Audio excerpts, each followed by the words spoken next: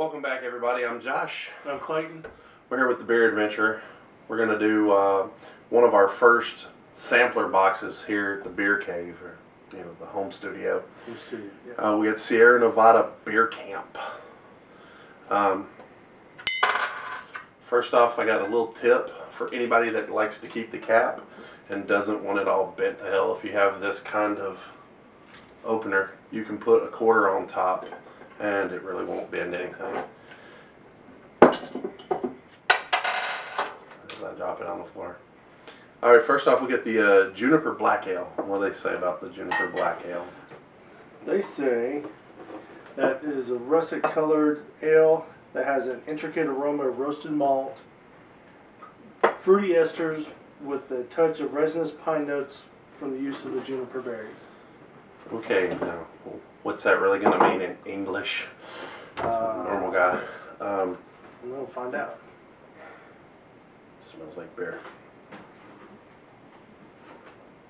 I definitely like that. I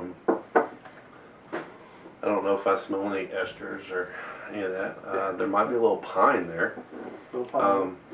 It does kind of have the light brown head, which I do dig that. Nice depth of color. Definitely like that. I think I can taste the back note of pine. Yeah, a little kind of gives it kind of earthy with the roasted malts and stuff like that. The malts, kind of a smoky flavor. Yeah, there's definitely the malt. I like that. There's a lot of malt there. I think that's not bad. That's pretty good. I kind of like this. I could drink a couple of these. Don't know that they're going to be available in anything else, but I wouldn't necessarily say this was be something that they shouldn't do. I know juniper is what they use to make gin. I don't know if it doesn't really taste like gin to me, but no. I don't know about the rustic sassums and all that. I like it. Yeah, it's good. What do you give it? 1 out of 10? Or a 7. I think so too. Yeah. 7. That's good. Alright, let's move on to the next one. Oh, wait. Tell you about the alcohol. This one actually does have it on the side.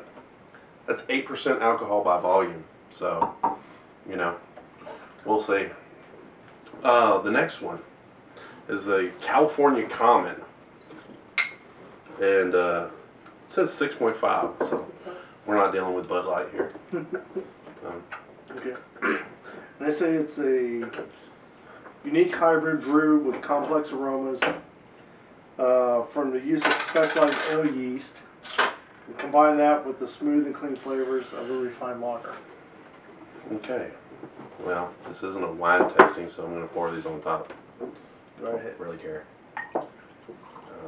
Try these out. Nice color.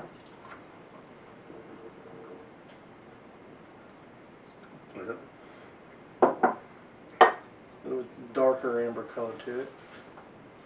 Decent head. Alright. Okay, I'm calling BS on the complex aromas. I smell almost nothing. No. You can pick up a little bit of the yeast smell, but there's really nothing else that pops out. I mean, it's not very strong at that either. Ooh. Do like it though. Do like this. Very mellow. There's nothing that's too heavy. Nothing stands out. Nothing overpowers anything. I like that. No, yeah. Simple, not complex. But just has a good blend, has a good flavor all together. Even though nothing, like you said, nothing really just stays there like, oh, I could taste this, or I could taste this. It's kind of it's just all together, well rounded. Yeah. I don't know that I would say not complex, but I would say there was nothing overpowering. I mean, I guess it's probably really hard to make nothing overpowering. But it's not got that they're going to say the common you know, it's got to be something crazy to be a good beer. I don't really think that. Yeah. This is a drinking beer, definitely. Yeah. I could hammer a 6-pack of this in a heartbeat. Yeah. It's definitely one of those ones like you definitely took to a party and you were the only one drinking it. You wouldn't feel bad for drinking all this particular beer. I never feel bad for that. What do you give that?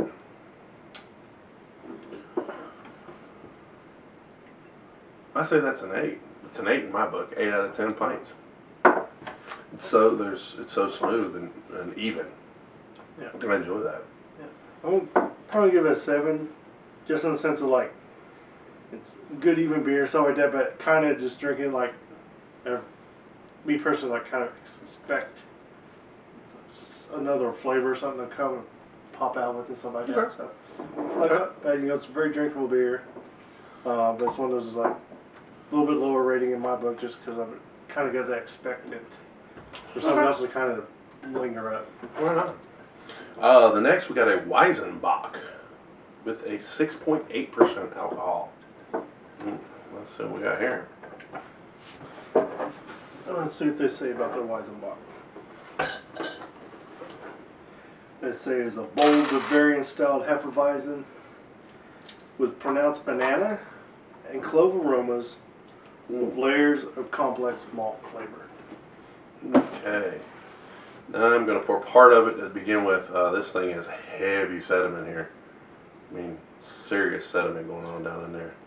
And, you know, that whole accepted, pour part of it, swirl it, get that thing going on there, and then pour the more sediment.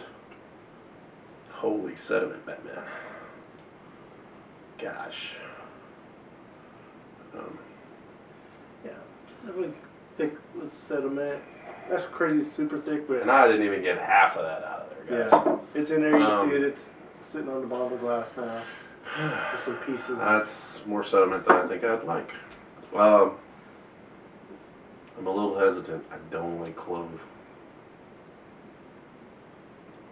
Ooh, banana.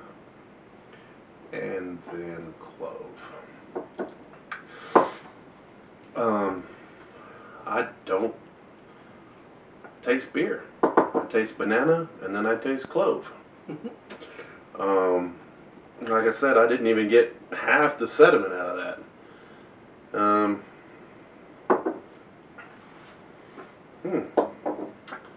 I'm not a huge wheat beer fan. There's a lot of wheat beers that I like, a lot I don't. I think I could tell that this was made with skill and care. Unfortunately, I don't care for it.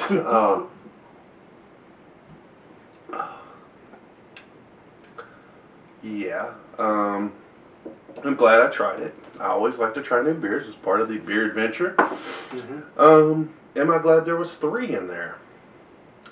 Sure, that leaves 2 for someone else to drink. I just no, this is not working for me. The initial taste of banana is neat. Yeah. If you like banana in your beer. The aftertaste of clove is getting stackingly high with each sip. Is not going away. Yeah, and this one was like, you know, I don't mind clove and stuff. Like that's, you know, it's good. It's got start to front, get the good banana flavor, and then the back ends up with the clove. It does, like you said, build up and stack up towards the end of it, and the more you drink, it kind of becomes more overpowering, and you lose a lot of the banana. But if you don't mind the clove, I mean, it's got the good full wash from the front of your mouth to the back when you're swallowing it of the flavor range. But like I said, the clove does end up building up and become more overpowering as it kind of almost like saturates the mouth, and you still get some banana, but it's less banana as the more you drink. Mom said if you can't say something positive, don't say nothing at all. At least it didn't have that heavy coriander taste. It traded it for a heavy clove taste. Could I drink a couple more? No. I give it 5. Yeah, that's a mid-range beer. I'm not going to have any more. There's, you know, the rest in the box are going to go to somebody else. You know, my opinion, it's a 5. Yeah. I'd probably give it a 7, just because like I'm a little bit not as down on the clove flavor stuff like that, but it does get overpowering, like I said a little bit earlier. So because of that, I do give it like a 7 out of 10, just because it builds up and eventually you lose the banana flavor. This would be one, probably no more than like at a sitting, 2 beers, just because of that factor. Probably pushing it at, thank you. Probably pushing it just like a single beer, like a one-time thing with that one, just because of that overpowering where it builds up. Yeah, I drank half the beer and it was too overpowering. Alright, we're going to go to the next one, a double IPA. I'm excited about this. For those of you that may not know about what an IPA is, it stands for India Pale Ale. An India Pale Ale is from when the British colonies had colonized India, and they would send beer around the Cape in South Africa, and to make it that length of time without spoiling, they had to really pack it full of hops, because hops is a natural preservative, which raised the alcohol content and made it less susceptible to spoilage. It's become a more popular beer recently. Very, very hoppy. Luckily for me, I like very hoppy beers. This one is 8.5. Pretty excited about this. Let's see what we got. Remember, pale is a relative term. This is paler than porters and stouts that were very popular at the time of its start. What do they say about this? Well, this one, it's a classic West Coast India Pale Ale, loaded with pronounced citrus and grapefruit hop notes. It's along with a hint of sweet malt. The hop character comes from generous amounts of New School, in parentheses, aromatic hops used during dry hopping. Okay. There's a little tip in case somebody doesn't know. The New School hops are going to be the things more like the Cascade hops. That's a big popular one. It's going to be not so much the Noble hops. Actually, Sam Adams did a Noble hops beer that used the Noble hops. Those were like, I guess, the original hops that were real prevalent. Dry hopping. That's also becoming increasingly popular. That's after the beer has been made. It's basically just poured over more hops. So it's after the brewing process. Adding the more hops is the dry hopping, which does give it even more flavor. They tend to be, it tends to leave a powerful flavor. Definitely smell the citrus. I dig it. I dig it. Yep, with the grapefruit and then the citrus. Man, it's gonna be hoppy. Oh yeah, hop bomb. Love it. It tastes kind of a lemon, orange, just all kinds of citrus. All kinds of citrus. I got Sunny Delight in here. What's up? Sunny D. Exactly. A little more potent. I like this. Yes. The last one, not so much. This one, so much. They try to say that IPAs aren't session beers, which means, you know, your consumption beers. But you can consume anything. I could drink a 12-pack of this. This is great. I drink 1, maybe 2. Again, kind of hops. Kind of new to that, especially the really, really hoppy stuff. It kind of grows on you after a while. Like the more you drink them, you get used to it. It's just that extra. It's not a bad thing. It's just one of those get used to. It's just real pronounced. It's kind of like in your face. Like, hey, I'm here. Here's all this flavor. It's really high intensity, along with the high alcohol content too. But I don't taste the alcohol. Yeah, you don't taste the alcohol, but it's something that, you know, it's kind of in relation with it. It kicks it up a little bit. But definitely, I mean, it's more more you drink it, the more kind of grows on you. Excellent. It comes with acquired taste, I guess. Hope so. I have a lot of IPAs for him to try. Some of my favorite beers are IPAs. What do you give this? 9. 9 out of 10. This is a great beer. If you like hoppy beers, I love hoppy beers. I'm gonna give it an 8. Oh, I was expecting a 7 from you. Yeah, not too bad, not too bad. Like I said, it's just kind of... It's growing on him. It grows on you, stuff like that. The citrus notes and the grapefruit and stuff like that, really good. It's prevalent throughout the whole thing. You don't really lose that at all as you drink it.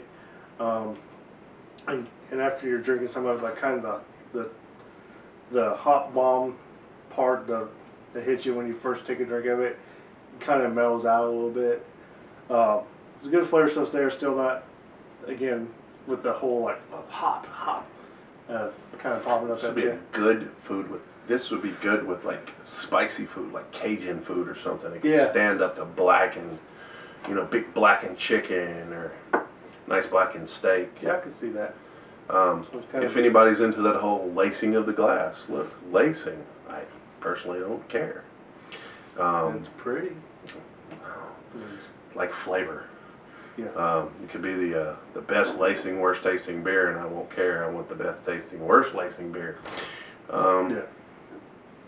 Overall, this is my favorite of the group. I like the IPA, then the California Common, then the Juniper, and they can leave the clove banana beer out for me next time. What do you think? What you like the best? Probably say the Common. You like the Common? even though you gave it a so lower score. Yeah, even though it's good. Yeah, it's good, and like I said, even though like it's well rounded and stuff like that, I was still kind of expecting something, but it's overall out of all these that's been the sampler pack is the one that I've enjoyed the most. Excellent. And so looking forward to like if these become mass produced and out on the shelves and stuff like that, like that'd be the one. It's one you go ahead and get. Out of the 4, that'd be the one I'd be just the first grab. Like it'd be like, oh look, they have all those. My first grab. One to grab. All right. Well, guys, that's about it. I think we'll grab a couple more beers, have a couple more. We do like to note that no, Sierra Nevada did not pay us to review this, but if you are a beer company and would like to send us free beer to review, we'll be more than willing to accept it and review it. Yeah. Fair and honest up front. Just beer, drinking, enjoyable people. You'll get my honest opinion. Send me free beer. I don't care. Send me discounted beer. We'll see what we can do. Coupons. Yeah, coupons. Whatever. Yeah. Stuff. Wear t-shirts, hats. Yeah. You send me something, I'll wear it in a video. Well, to a degree, no G-strings. I'm not doing it. Oh. You will. Whatever. No, so, oh well. Guys, look for your next beer adventure. I'm Josh. I'm Clayton. Cheers. Cheers.